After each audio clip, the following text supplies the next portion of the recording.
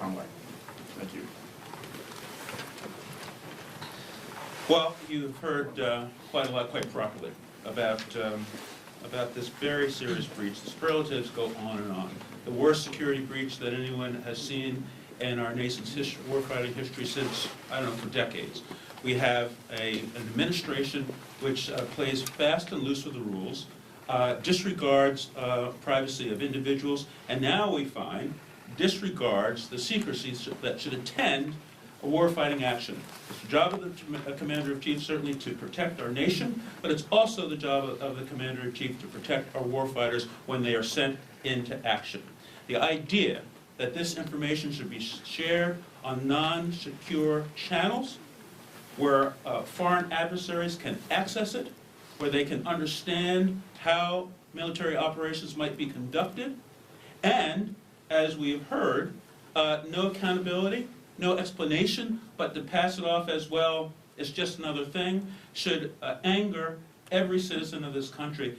It should anger our allies, who are now going to need to be concerned about what will happen to their information when it's passed along to the highest, the upper reaches of our administration and the national security structure.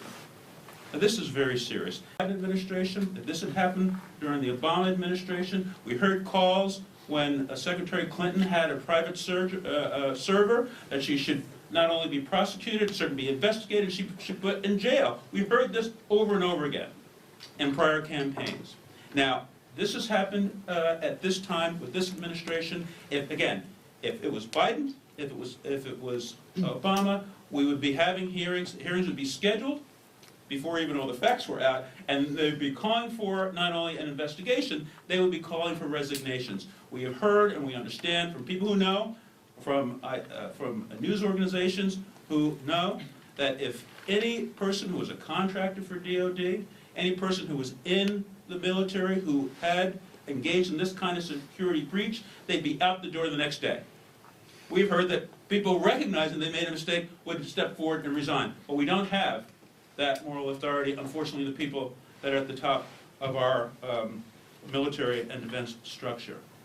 And so we are certainly calling for accountability, but in this gentleman's opinion, a true accountability will occur when the Secretary of Defense, Hegseth, resigns his office, as he should, just like any enlisted person or any other contractor for DOD would have to do, and National Security Advisor Waltz should do the same.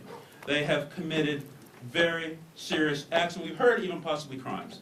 And we stand here calling for accountability. We must have it. The American people must demand it, and we must do all we can to ensure that accountability occurs. It's my honor and pleasure to bring forward, for the second time, Congressman Tran.